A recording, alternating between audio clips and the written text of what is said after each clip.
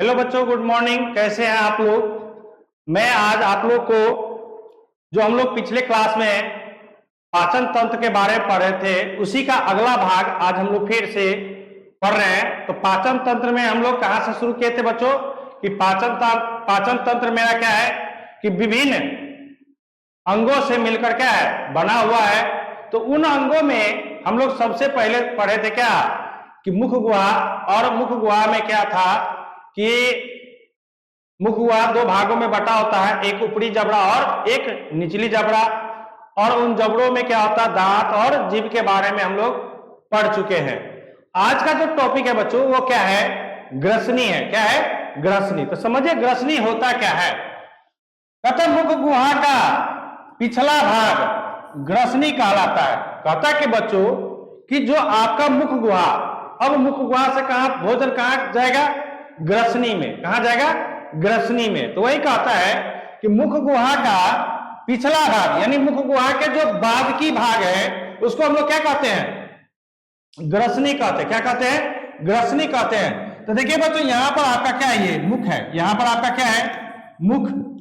अब इस मुख से क्या कहां जा रहा है, ग्रसनी में जा रहा है। कहां जा रहा है? ग्रसनी में। तो समझिए कहता है कि जिसमें दो छिद्र होते हैं। कहता है कि बच्चों कि ग्रसनी में कितने छिद्र होते हैं, दो छिद्र होते हैं। अब देखिए क्या है कि जिसका पहला भाग निगल द्वार जो आहार नाल के भाग यानी ग्रास नली में खुलती है। कहता है कि बच्चों कि ये जो हमारा ग्रसनी का एक भाग जो है वो कहां जाकर मिलता है, ग्रास नली में। कहां पर? ग्रास नली में। जबकि दूसरा कंठ द्वार जो श्वास नली में खुलती है। क्योंकि देखिए बच्चों क्या होता है ना कि ग्रसनी जो दो भागों में बटा होता है, एक होता है क्या आपका ग्रास नली में जाता है और दूसरा कहां जाता है, श्वास नली में। तो अब श्वास नली में क्या होता है बच्चों, एक रचना पाई जाती है जिसको एपिग्लोटिस कहते हैं। जब हम भोजन ग्रहण करते बच्चों तो क्या करता है, एपिग्लोटिस क्या कर देता है, अपने सतह से क्या कर देता है, श्वास नली को बंद कर देता है। क्यों? क्योंकि उसमें जो हम लोग भोजन जो ग्रहण करते हैं बच्चों वो भोजन क्या हो, हमारे श्वास नली के माध्यम से नाक में ना प्रवेश कर जाए। अर्थात इसका कहने का मतलब समझिएगा कि बच्चों ये कह रहा है कि आपके पास जो श्वास नली होती है इस प्रकार से वहां पर एक क्या रहता है, भाल्व रहता है। यानी एपिग्लोटिस भाल्व का काम करता है। भाल्व का मतलब जिसको हम लोग देखते होंगे बच्चों कि जब हम लोग घर में मोटर लगाते हैं, हाँ, तो कल से जब उसको जोड़ने का काम करते हैं तो वहां पर भी क्या एक भाल्व लगाया जाता है। और भाल्व का काम क्या होता है कि एक साइड से तो जल जाने देता है लेकिन दूसरे साइड से रिटर्न नहीं आने देता है। इसका मतलब क्या कि ये जो एपिग्लोटिस रचना है जो आपको नाक के माध्यम से क्या करेगा, ऑक्सीजन जाने देता है और कार्बन डाइऑक्साइड बाहर आने देता है, लेकिन भोजन को नहीं आने देता है। क्योंकि वहां पर ये क्या कर देता है, जब भोजन करते हैं तो उस समय एपिग्लोटिस क्या करती है, अपने सतह से क्या कर लेता है बच्चों, उस श्वास नली को क्या किया जाता है, ढक देता है। उस श्वास नली को क्या करता है, ढक लेता है, जिससे भोजन। लेकिन कभी कभी क्या होता है बच्चों कि देखते होंगे कि जब हम लोग क्या पानी पी रहे हैं और उस समय यदि आपको कोई हंसी लगा दिया तो देखते होंगे कि नाक से क्या होता है, जल भी मुंह से भी आ जाता है और जल से भी, नाक से भी क्या होता है, पानी निकलने लगता है। इस समय इसका मतलब क्या कि उस समय जो वो रचना है एपिग्लोटिस वो क्या रह गया होगा, खुला रह गया होगा, जिसके कारण वो पानी हमें क्या नाक के माध्यम से आता है। तो समझेगा बच्चों क्या कि यही यहां पर एक रचना होती है एपिग्लोटिस। यहां पर एक रचना होती है एपिग्लोटिस जो क्या करता है, जब भोजन अंदर आता है तो वो कहां, ग्रास नली में पहुंच जाता है और यहां पर ये एपिग्लोटिस होता क्या कर लेता है, श्वास नली को क्या कर देता है, बंद कर देता है। क्या कर देता है बच्चों, बंद कर देता है। तो इस तरह से क्या, अब देखिए कि जब हम भोजन खाते हैं तो सबसे पहले भोजन मुख गुहा में लिए।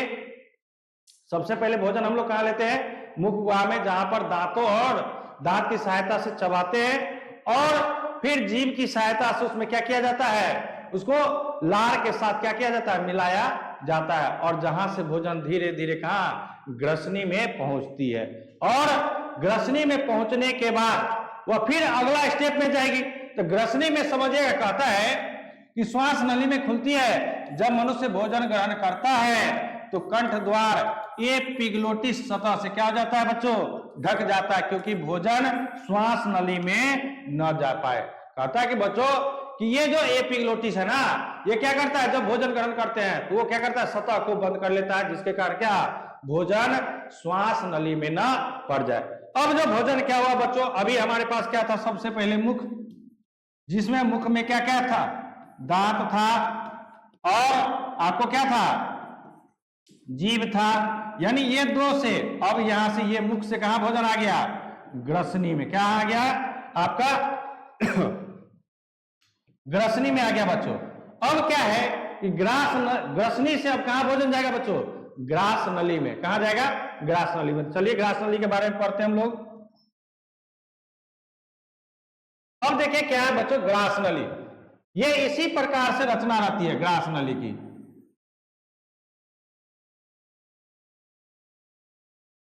जिसमें कर्माकुंचन होते रहता है। कर्माकुंचन का मतलब क्या है, संकुंचन और शिथिलन होता है, समझिएगा।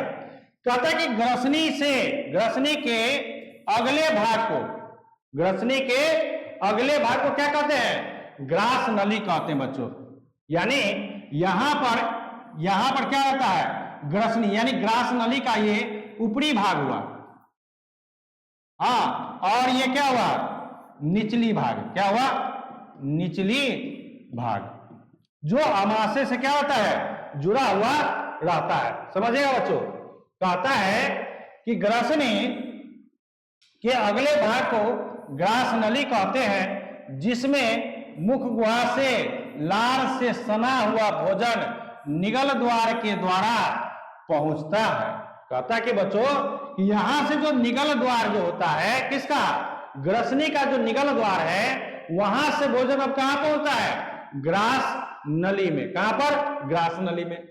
कहता कि भोजन के पहुंचते ही संकुंचन मतलब सिकुड़न और शिथिलन मतलब फैलना की क्रिया शुरू हो जाती है। यानी जैसे ही भोजन हमारे ग्रास नली में पहुंचता है बच्चों, इस नली में, ये क्या हमारा ग्रास नली है, यहां पर इस ग्रास नली में जैसे ही पहुंचता है तो उसमें क्या होता है, धड़कन जिस प्रकार से हमारा क्या होता है, ऊपर नीचे, हाँ, जब हम सांस लेते हैं तो क्या होता है, हमारा शरीर सिकुड़ता है, फैलता है, सिकुड़ता है, फैलता है, हाँ, तो इस प्रकार के, यही कारण, यानी सांस लेने और छोड़ने के क्रम में हमारा क्या होता है, ग्रास नली में, हाँ, कंपन पैदा होती, क्या होती है, कंपन पैदा होती है, जिस कंपन के कारण संकुंचन की क्रिया और शिथिलन दोनों होता है, जिसके कारण क्या होता है, संकुंचन की क्रिया और शिथिलन की क्रिया दोनों होता है, जिसके कारण ये क्या हमारा भोजन है बच्चों, जिसके कारण क्या होता है कि भोजन सरक सरक कर नीचे क्या होता है, आता है, कहां पर जाकर के, कहां पहुंचेगा, अमाशय में। तो जिस प्रकार आप देखते हैं बच्चों कि यदि किसी पहाड़ में कंपन होता है तो देखते हैं कि पहाड़ जब टूटती है तो वहां से बड़ा सा भोजन, बड़ा सा पहाड़ टूट टूट कर क्या होता है, छोटे छोटे कणों में बिखर जाता है। तो उसी तरह क्या है बच्चों कि हमारा जब भोजन इस ग्रास नली से होते हुए पहुंचता है तो इसमें जो कंपन होता है ना बच्चों, उस कंपन के कारण भी क्या होता है, हमारा भोजन का टूटता है, भोजन का क्या होता है, टूटता है, भोजन क्या होता है बच्चों, टूटता है, और टूटते टूटते धीरे धीरे धीरे कहां, अमाशय में जाकर के पहुंचता है। तो समझिए कहता है कि इस क्रिया को कर्माकुंचन कहते हैं, किस क्रिया को, संकुंचन और शिथिलन को क्या कहते हैं बच्चों, कर्माकुंचन कहते हैं। यानी क्या कि संकुंचन और शिथिलन की जो घटना घटती है इसके समूह को हम लोग क्या कहते हैं, कर्माकुंचन कहते हैं। तो बच्चों आपसे पूछेगा कि कर्माकुंचन क्या है, तो क्या जवाब दीजिएगा कि संकुंचन और शिथिलन की घटना को क्या कहते हैं, कर्माकुंचन कहते हैं। कहता है कि इसी गति के कारण भोजन धीरे धीरे कहां, नीचे क्या होता है बच्चों, सरकता है, समझिएगा। कहता है कि इसी क्रिया के कारण, कौन सा क्रिया कारण, कर्माकुंचन के कारण भोजन धीरे धीरे क्या होता है, नीचे की ओर खिसकता जाता है, और खिसक खिसक कर कहां पर, अब जो अगला जो जाएगा कहां पर बच्चों, वो जाएगा कहां पर, अमाशय में। कहा जाएगा? अमाशय में। इसका कहने का मतलब कि पहला क्या था? कार, मुख था। दूसरा क्या हो गया? हाँ, ग्रासनी। अब तीसरा क्या है? ग्रास नली। समझिएगा, ग्रास नली। अब चौथा क्या होगा बच्चों? अमाशय। क्या होगा? अमाशय। तो इस प्रकार से भोजन क्या धीरे धीरे धीरे क्या हो रहा है? सरक सरक कर क्या नीचे की ओर आ रहा है। अब चलते हैं कहां पर बच्चों? अमाशय की बात करते हैं। अब देखिए क्या है ये बच्चों, हमारा अमाशय। क्या है? अमाशय है। समझिएगा, कहता है कि यह एक चौड़ी थैली जैसी रचना है। कहता है कि बच्चों क्या है ये? अमाशय जो है यह एक चौड़ी थैली जैसी रचना होती है जो उदर गुहा के बायां भाग में उपस्थित होता है। जो कहता है कि उदर गुहा के बायां भाग में क्या होता है? उपस्थित होता है। तो कहता है कि जो उदर गुहा के, समझिएगा, जो उदर गुहा के बाईं से शुरू होकर अनुप्रस्थ दिशा में क्या होती है? फैली होती है। यानी बच्चों कहने का मतलब क्या कि उस क्षेत्र में उतना दूर क्या होता है? फैला हुआ रहता है, जिसको हम लोग पेट भी कहते हैं। जिसको क्या कहते हैं बच्चों? पेट कहते हैं। तो अब इसमें क्या होता है कि बच्चों, इसमें भोजन का क्या होता है? धीरे धीरे धीरे और पाचन की क्रिया होगी। समझिएगा, कहता है कि ये 3 भागों में बटा होता है। एक होता है कार्डियक, दूसरा होता है फुंडिक, तीसरा क्या होता है? पाइलोरिक। ये जो बच्चों कार्डियक जो होता है ना, ये किससे जुड़ा रहता है? ये आपको ग्रास नली से जुड़ा होता है, जो सबसे ऊपरी भाग है। जो अमाशय का क्या है? सबसे ऊपरी भाग है। कौन सा? कार्डियक। और मध्य भाग क्या होता है बच्चों? फुंडिक। और सबसे जो नीचे वाला भाग होता है उसको क्या कहते हैं? पाइलोरिक। क्या कहते हैं? पाइलोरिक। तो समझते हैं कि क्या होता है। अब इसका काम क्या है? कहता है कि इसमें, अब देखिए समझिएगा, कहता है कि इसमें ग्रास नली से निकला हुआ भोजन पहुंचता है। अभी हम लोग वही डिस्कस कर रहे हैं बच्चों कि अमाशय में कहां से भोजन आता है? ग्रास नली से। और ग्रास नली में कहां से आता है? ग्रसनी से। और ग्रसनी में कहां से भोजन आता है? मुख से। कहां से आता है? मुख से। तो इस प्रकार से धीरे धीरे धीरे भोजन क्या होता है? एक अंग से दूसरे अंग, दूसरे अंग से तीसरे अंग, तीसरे अंग से चौथे अंग में क्या हो रहा है? प्रवेश कर रहा है। तो अब कहता है कि इस भाग में उपस्थित जठर ग्रंथियां से जठर रस स्रावित होती है। कहता है कि बच्चों कि इसी भाग में, क्योंकि हमारे अमाशय में क्या होता है? जठर ग्रंथियां उपस्थित होती है, जिससे जठर रस क्या होता है? स्रावित होता है। जिससे क्या होता है? जठर रस क्या होता है बच्चों? स्रावित होता है। और वो जठर रस भोजन पे, भोजन के वसा, प्रोटीन को तोड़ने का काम करता बच्चों। वो जो जठर रस है, हाँ, उसमें से कुछ ऐसे जठर रस होते हैं जो भोजन, हमारे जो भोजन में जो प्रोटीन होता है, वसा होता है, हाँ, कार्बोहाइड्रेट होता है, उसको क्या करता है? तोड़ने का कार्य करता है। और जब वो धीरे धीरे तोड़ता है तो वह भोजन किसमें? लय के रूप में बदलता है। तो समझते हैं बच्चों क्या क्या? देखिए समझते हैं। कहते हैं कि इसे जो जठर रस स्रावित होती है, जो पेप्सिन नामक एंजाइम में बदलकर भोजन के प्रोटीन पर कार्य कर उसे पेप्टोन में बदल देता है। समझिएगा बच्चों, कहता है कि इससे जो जठर रस स्रावित होती है वो भोजन में, समझिएगा, कहता जो स्रावित होती है, जो पेप्सिन नामक एंजाइम में क्या होती है? बदल जाती है। कहता है कि इसमें जो जठर रस जो स्रावित होती है वो किस रूप में बदल जाती है? पेप्सिन नामक एंजाइम में, जो भोजन में उपस्थित प्रोटीन वसा को क्या करता है? तोड़ने का कार्य करता है। कहता है कि प्रोटीन पर कार्य कर उसे पेप्टोन में बदल देता है। इसमें उपस्थित हाइड्रोक्लोरिक अम्ल, अब इसमें से एक ऐसा जठर ग्रंथि है जो हाइड्रोक्लोरिक अम्ल भी स्रावित करती है। और वो हाइड्रोक्लोरिक अम्ल का काम क्या है बच्चों? कि हमारे भोजन में जो भी जीवाणु आता है या जो भी बैक्टीरिया आता है, उस बैक्टीरिया को क्या करता है? नष्ट करने का काम करता है। अब कहिएगा कि बच्चों की बैक्टीरिया कहां से हमारे भोजन में आता है?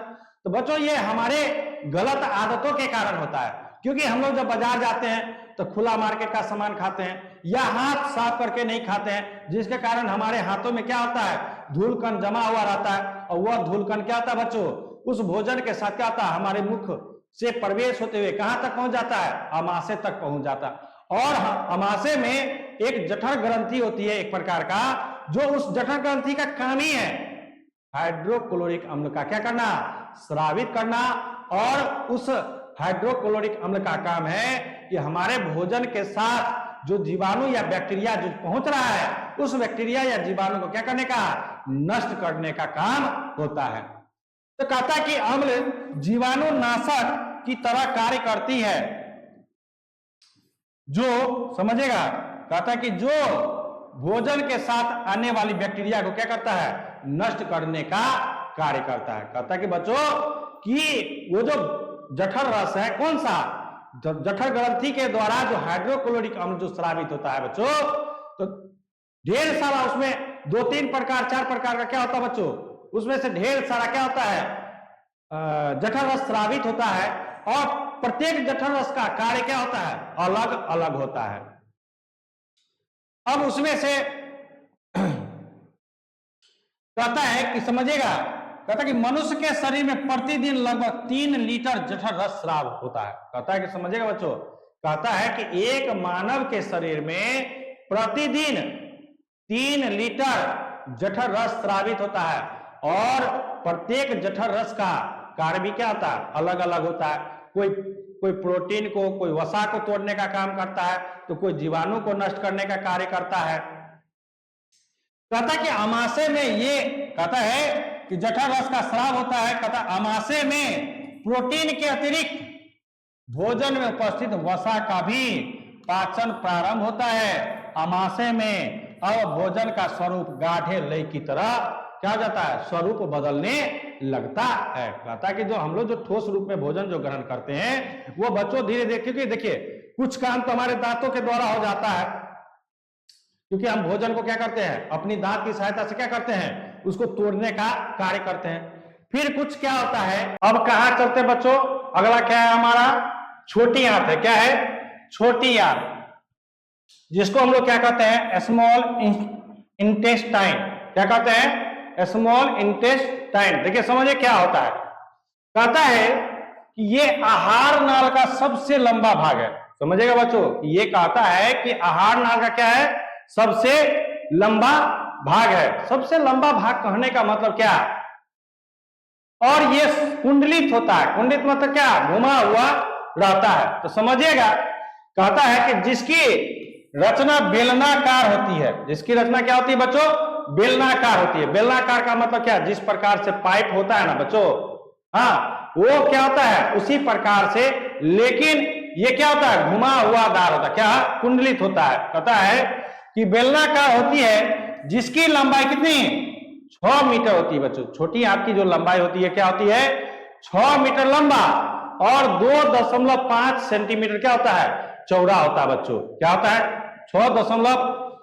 6 सेंटीमीटर लंबा, और 2.5 का मतलब समझिएगा बच्चों, यदि ये पाइप है तो इसकी लंबाई यानी क्या, 6 मीटर लंबा है। और ये जो व्यास है ना बच्चों, क्योंकि बेलनाकार है, तो बेलनाकार का क्या होता है बच्चों, दोनों सतह क्या होता है, दोनों, हाँ, यानी ऊपरी सिरा और निचली सिरा दोनों क्या होता है बच्चों, वो वृत्ताकार होती है। तो वृत्त में क्या होता है, व्यास होता है। तो वो जो व्यास है, इसकी जो चौड़ाई है वो कितनी है, 2.5 सेंटीमीटर होती है। कौन, छोटी आंत। और छोटी आंत भी क्या होता है ना बच्चों, 3 भागों में बटा होता है। कितने भागों में, 3 भागों में। कौन कौन सा, एक है आपको क्या, ग्रहणी, हाँ, दूसरा क्या है, जेजुनम, तीसरा क्या है, इलियम। अब देखिए यहां पर क्या है बच्चों, कि यहां पर ध्यान दीजिएगा थोड़ा सा फिगर में, तो आपको ज्यादा समझना।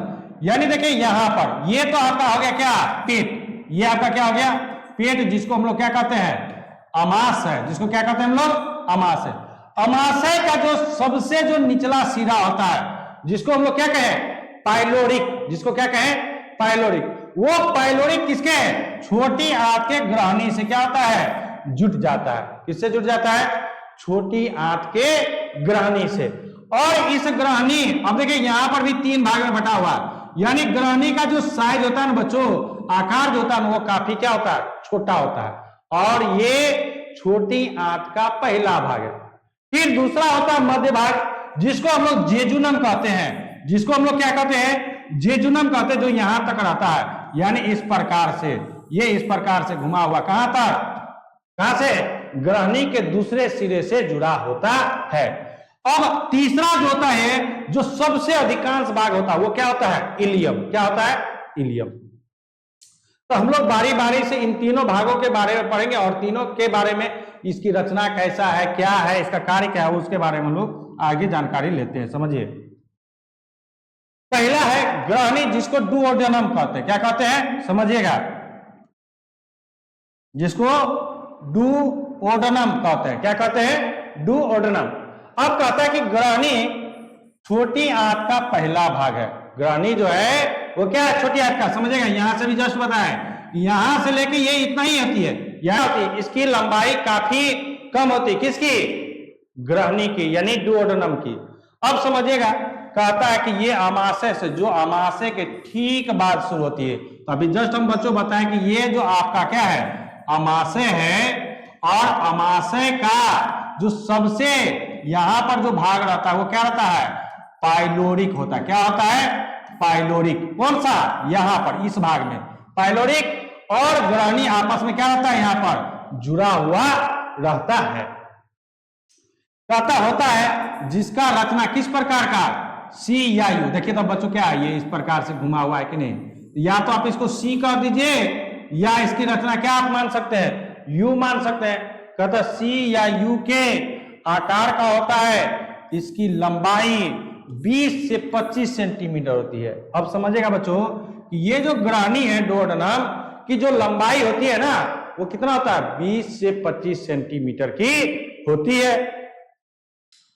कहता है कि इसका सिरा पेट के एंट्रम से क्या रहता है, जुड़ा हुआ रहता है। एंट्रम का मतलब क्या, पाइलोरिक भाग से क्या रहता है बच्चों, जुड़ा होता है।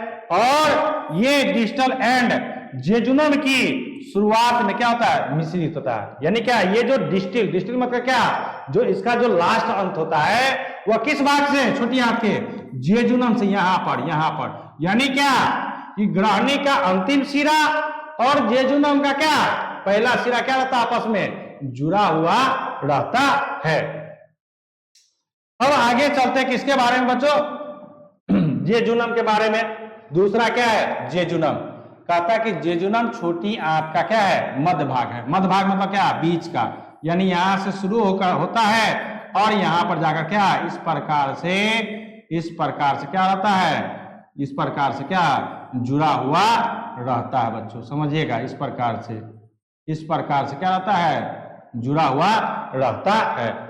कहता है कि यह इलियम की तुलना में कम कुंडलित होती है। यानी इसका कहने का मतलब है बच्चों कि इलियम वाला जो भाग होता है वो अधिक कुंडलित होता है, किसके तुलना में, जेजुनम की तुलना में। यानी क्या कि इलियम, जेजुनम जो है, सुनिए, कह रहा है कि इलियम जो है ना अधिक कुंडलित होता है जेजुनम की अपेक्षा। यानी जेजुनम कम कुंडलित होता है और इलियम क्या होता है, अधिक कुंडलित होता है। अब कहता है कि इसकी लंबाई कितनी, 2.5 मीटर होती है। यानी इसकी लंबाई कितनी होती है, 2.5 मीटर। जबकि चौड़ाई तो सेम होता है, क्योंकि छोटी आंत है, सबका चौड़ाई कितना, 2.5 सेंटीमीटर होता है। तो ये जो वाला भाग है बच्चों, ये क्या है आपका, जेजुनम है। अब चलते हैं हम लोग कहां पर, इलियम में। तीसरा जो इसका भाग है क्या बच्चों, इलियम। कहता है कि यह छोटी आंत का अधिकांश भाग है, जो छोटी आंत की सबसे बड़ी अधिक कुंडलित भाग है। कहता है यह जो है ना बच्चों, छोटी आंत का सबसे अधिक कुंडलित और सबसे अधिक भाग है। समझिएगा, कहता है कि यह जो है आपका कि छोटी आंत का, ये जो छोटी आंत का सबसे अधिकतम भाग है और सबसे ज्यादा कुंडलित है। यानी कुंडलित का मतलब क्या, ये ज्यादा घुमा हुआ है। कहता है इसकी लंबाई लगभग कितना, 3 मीटर होती है और इस भाग में ही भोजन का पूर्ण पाचन होता है। तो बच्चों अब यहां से एक ऑब्जेक्टिव बन गया, आपसे कोई क्वेश्चन पूछ देगा कि बच्चों बताइए कि भोजन का पूर्ण पाचन कहां होता है, तो आपके पास ऑप्शन में दिया रहेगा, यदि छोटी आंत तो छोटी आंत में मारिएगा, टिक लगाइएगा। नहीं, यदि आपको वहां पर ऑप्शन में यदि इलियम दिया हो तो आप इलियम में आप क्या कीजिएगा, टिक लगाइए। यानी कहने का मतलब यह हुआ कि भोजन का जो पूर्ण पाचन होता है वह छोटी आंत के इलियम भाग में होता है। क्लियर है बच्चों? तो यदि आप लोग वीडियो को शेयर नहीं करते हैं बच्चों, हाँ, आप लोग ज्यादा से ज्यादा वीडियो को शेयर कीजिए, जिससे ज्यादा लोगों को क्या ये इसकी क्या हो सके, जानकारी हो सके, लोगों तक पहुंच सके, आपके जो सहपाठी है उसको भी इस चीज का क्या हो सके, जानकारी हो सके। ठीक है ना? तो आप लोग अपने दोस्तों में इसको ज्यादा से ज्यादा शेयर कीजिए। हाँ, अब कहता है कि भोजन का पूर्ण पाचन हाँ कहां पर, इलियम में ही होता है और इसी भाग में भोजन का अवशोषण भी होता है। अब इसका कहने का मतलब समझिएगा, ये जो बच्चों यहां से जो शुरू होता है यहां तक क्या रहता है आपका, यहां तक, ये यहां पर बड़ी आंत चला जाता है। अब यहां से शुरू होकर के यहां तक ये क्या रहता है, पूरा इतना बड़ा भाग ये क्या रहता है, छोटी आंत का इलियम रहता है। क्या रहता है, छोटी आंत का इलियम। और बाद में जाकर क्या ये किससे जुड़ जाता है, बड़ी आंत से। तो समझिएगा मतलब क्या कि ये जो छोटी आंत जो होता है, अब इसी भाग में एक उंगली आकार का क्या होता है, रचना होता है। क्या होता है, उंगली आकार का रचना होता है, जिसको रंसाकूर कहते हैं। जहां से इसको इस भोजन में जो जिसकी जरूरत होती है, हाँ, अवांछित चीज को क्या कर देता है, अपशिष्ट पदार्थ को क्या कर देता है, छोड़ देता है, और जो उसमें से अच्छा रहता है ना उसको क्या कर लेता है, अवशोषित करना। यानी रंसाकूर का काम क्या है, अवशोषण करना। क्या करना, वो अवशोषण करना, और उस अवशोषित को क्या कहां पर मिलाना, ऊर्जा के रूप में कहां पर, ब्लड में जाकर क्या होता है बच्चों, मिला दिया जाता है, और जिससे ब्लड क्या होता है, ऊर्जावान। यानी क्या, और आपको पता है कि हमारा जो ब्लड है क्या है, एक संवहन का काम करता है। यानी क्या, हर चीज को एक जगह से दूसरे जगह पहुंचाने का कार्य करता है। कहता है कि रंसाकूर के द्वारा होता है, यह सीकम पर क्या हो जाता है, समाप्त हो जाता है। ये क्या होता है बच्चों, ये सीकम पर जाकर के क्या होता है, समाप्त हो जाता है। तो ये था हमारा किसके बारे में बच्चों, छोटी आंत की रचना, और छोटी आंत किन किन भागों में बटा हुआ है, और कौन भाग की कितनी लंबाई है, हाँ, और किसका क्या कार्य है, इन सभी चीजों के बारे में हम लोगों ने पढ़ा। तो आप लोग ज्यादा से ज्यादा इस वीडियो को क्या कीजिए बच्चों, शेयर कीजिए। कहता कि छोटी आंत का आकार भिन्न भिन्न जंतुओं में भिन्न भिन्न लंबाई की होती है। अब समझिएगा बच्चों, कहता कि छोटी आंत के बारे में ही, कहता कि छोटी आंत जो है बच्चों वो क्या है, भिन्न भिन्न जंतुओं में भिन्न भिन्न आकार की होती है। अर्थात इसका कहने का मतलब क्या समझिएगा, कहता है कि छोटी आंत की जो लंबाई होती है वह भिन्न भिन्न जंतुओं में क्या होता है, भिन्न भिन्न आकार की होते हैं। अर्थात कहने का मतलब क्या कि शाकाहारी में छोटी आंत की लंबाई क्या होती है, बड़ा होता है, जबकि मांसाहारी जंतुओं में छोटी आंत की क्या होती है, लंबाई छोटी होती है। इसका कहने का मतलब क्या कि जो शाकाहारी जंतु है उसमें छोटी आंत की लंबाई क्या मांसाहारी जंतुओं की अपेक्षा क्या होती है, बड़ी होती है। यहां क्या कहता है कि शाकाहारी जंतु में छोटी आंत की लंबाई मांसाहारी जंतु की क्या अपेक्षा क्या होता है बच्चों, बड़ा होता है। यानी कहने का मतलब ये हुआ कि छोटी शाकाहारी जंतु में छोटी आंत की लंबाई क्या होती है, अधिक बड़ी होती है, कंपेयर टू किसके, मांसाहारी जंतुओं के। अब है यकृत, जिसको हम लोग क्या कहते हैं, लीवर कहते हैं। क्या कहते हैं बच्चों, लीवर कहते हैं। और ये हमारे शरीर के लिए क्या काफी इंपोर्टेंट है। यदि लीवर आपका फेल तो आपका जीवन समाप्त। इसलिए लीवर को बचाने के लिए क्या कीजिए बच्चों कि बाहरी चीजों का क्या कीजिए, अवॉइड कीजिए। यानी खाना छोड़िए, बाहरी चीजों को खाना आपको क्या करना पड़ेगा, बंद करना पड़ेगा। और घरों को जो भोज्य पदार्थ बना हुआ है उस भोज्य पदार्थ को ज्यादा से ज्यादा क्या कीजिए, हाँ, खाने का प्रयास कीजिए। क्यों, क्योंकि बाहर का जो खाना होता है बच्चों वो क्या होता है, जंक फूड रहता है, उसमें कोई प्रोटीन नहीं है, उसमें ना कोई कैल्शियम मात्रा रहती है, ना उसमें कोई हाँ खनिज पदार्थ रहता है, ना उसमें कोई वो क्या होता है कि तेल का भुना हुआ चीज रहता है, जो हमारे लीवर को सबसे क्या करता है बच्चों, डैमेज करता है। तो समझते हैं कि लीवर क्या होता है और लीवर का कार्य क्या है। हाँ देखिए, कहता है यह शरीर की सबसे बड़ी ग्रंथि है। बच्चों कहता है कि यह शरीर की सबसे बड़ी ग्रंथि है और जिसका जो वजन होता है ना बच्चों, वो 1.5 केजी यानी 1.5 केजी के बराबर होता है। जो हमारे मस्तिष्क का वजन होता है ना बच्चों, हमारे मस्तिष्क का भी वजन 1.5 केजी के बराबर होता है। तो उसी के वजन के बराबर इसका भी वजन होता है। और ये जो होता है ना बच्चों, ये हमारे उदर गुहा के राइट साइड के ऊपरी भाग में क्या होता है, उपस्थित होता है। तो देखिए क्या है, कहता कि 1.5 किलो, कहता कि जिसका वजन लगभग कितना 1.5 किलो होता है, जो उदर गुहा के ऊपरी दाहिने भाग में, कौन सा भाग में, ऊपरी दाहिने भाग में, यानी इस साइड में क्या होता है, अवस्थित होता है। कहता है इसमें पीतों का स्राव होता है। तो देखिए बच्चों, यहां से ही क्या होता है, इसमें एक पीत का थैला यहां पर रहता है। क्या रहता है, एक पीत का थैला। यदि हमारे शरीर में यदि पीत का थैला यदि बच्चों फट जाएगा तो हमारी क्या हो जाती है, मौत हो जाती है। तो यानी क्या कि पीत जो है ना, क्या विषाक्त चीज रहता है। देखते होंगे कि जब खस्सी को या बकरी को या कोई भी मुर्गा को या किसी भी छोटे जीव को जब मारते हैं तो उसमें क्या होता है, एक पीत का थैली जरूर उपस्थित होता है। वो मानव शरीर में भी होता है और जीव जंतु में भी होता है। कहता है कि इसमें किसमें पीतों का स्राव होता है, इसमें कई छोटी छोटी यकृत नलिकाएं निकली होती है। कहता है कि इसमें कई छोटी छोटी नलिकाएं क्या होती है, निकली होती है, जिससे निकलने वाली नलिका से यानी पित्ताशय से निकलने वाली नलिका से जुड़कर एक मूल पीत वाहिनी बनाती है और पीत गाढ़ा एवं हरा रंग का क्षारीय द्रव होता है। मतलब कहने का मतलब ये जो पीत होता है ना बच्चों, वो क्या होता है, हरा रंग का होता है। और ये जो आपका जो किडनी है ना, ये किडनी 8 नोभ में बटा हुआ रहता है।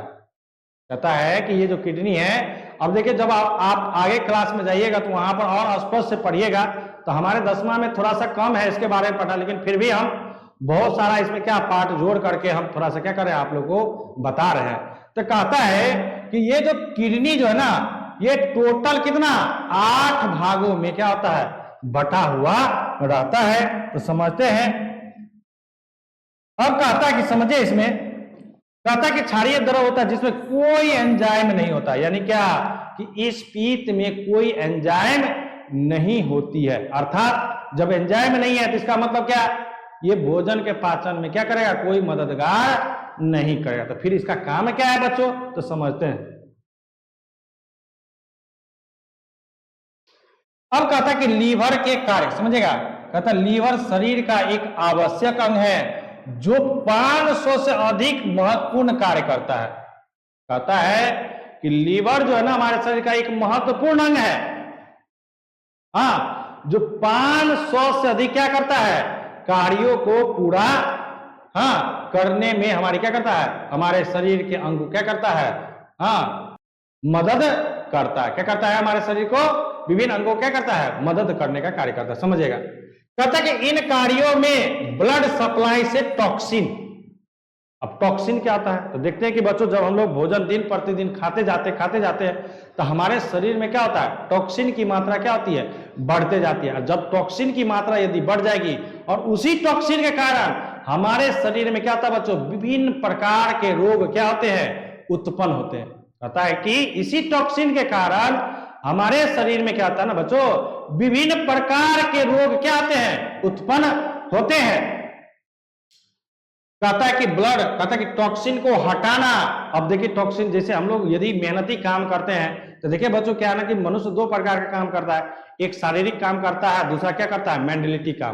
तो मेंटलिटी काम क्या होता है बच्चों कि उसमें शरीर से पसीना नहीं जाता, लेकिन जब शारीरिक काम करता है तो लोग क्या करता है, पसीना, शरीर से पसीना बाहर निकलता है, जिसके कारण क्या होता है, टॉक्सिन क्या होता है, शरीर से किसके रूप में, पसीना के यानी पानी के रूप में क्या हो जाता है, बाहर निकल जाता है। लेकिन जब आप बैठे बैठे काम करेंगे और विभिन्न प्रकार के जंक फूड क्या हम लोग भोजन जो करते हैं वो यदि उसकी मात्रा बढ़ते जाता है और ऊर्जा की मात्रा बढ़ गई और काम करने का दर क्या है, कम है, तो हमारे शरीर में क्या होगा, ऑटोमेटिक क्या होगा, टॉक्सिन बढ़ना प्रारंभ हो जाएगा, जिसके कारण विभिन्न प्रकार की रोग क्या होती है, उत्पन्न हो जाती है।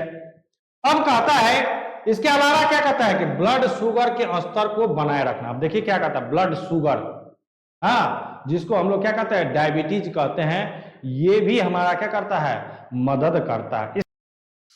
तथा शुगर के स्तर को सही बनाए रखने में और आवश्यक न्यूट्रिएंट्स बनाना हाँ शामिल है। ये रक्त को छानने का भी कार्य करता है। समझिए, कहता है कि ये रक्त को छानने का भी कार्य करता है। जिस प्रकार से हम लोग चाय पीते हैं, तो चाय बनाने से क्या करते हैं, चाय बनाने के लिए चाय पत्ती डालते हैं, तो छन्ना को क्या करता है, छन्ना का प्रयोग क्या करते हैं, किसके लिए, तो चाय पत्ती को छानने के लिए। तो उसी तरह क्या करता है ये हमारा कौन, लीवर, ब्लड को छानने का कार्य करता है। यदि कहने का मतलब कि ब्लड में यदि कोई चीज ऐसा है जो हमारे स्वास्थ्य के लिए क्या है, हानिकारक है, तो वो क्या करता है, लीवर उस चीज को छान करके क्या कर देता है, अलग कर देता है, जिससे शरीर हमारा क्या रहे, सुरक्षित रहे। कहता कि ये महत्वपूर्ण विटामिन जैसे ए, डी, ई, के और B12 साथ ही साथ आयरन और कॉपर को संग्रहित करता है, यानी इकट्ठा करने का कार्य करता है। कहता कि विटामिन, अब देखिए बच्चों क्या है, विटामिन ए जो हमारे क्या आंखों के रोशनी के लिए क्या है, अति आवश्यक है। विटामिन डी जो हमारे शरीर की हड्डियों मांसपेशियों के लिए क्या है, अति आवश्यक है। विटामिन के जो आप जानते हैं कि विटामिन के का क्या, जो रक्त यदि किसी भी व्यक्ति का हाँ कहीं कट फट जाता है तो रक्त स्राव को क्या करने के लिए, रोकने के लिए, यानी जब रक्त बहने लगता है और जिस व्यक्ति में विटामिन के की मात्रा उपस्थित है तो उसके शरीर से क्या होता है, कटने के बाद कम रक्त क्या होता है, बहता है, यानी स्रावित होता है। तो ये सब क्या है कि इसको क्या करता है, संग्रहित करके रखता है, जो हमारे शरीर को क्या विभिन्न रोगों से क्या करता है, बचाने का कार्य करता है। यदि आप लोग को वीडियो अच्छा लगे बच्चों तो ज्यादा से ज्यादा क्या कीजिए, शेयर कीजिए।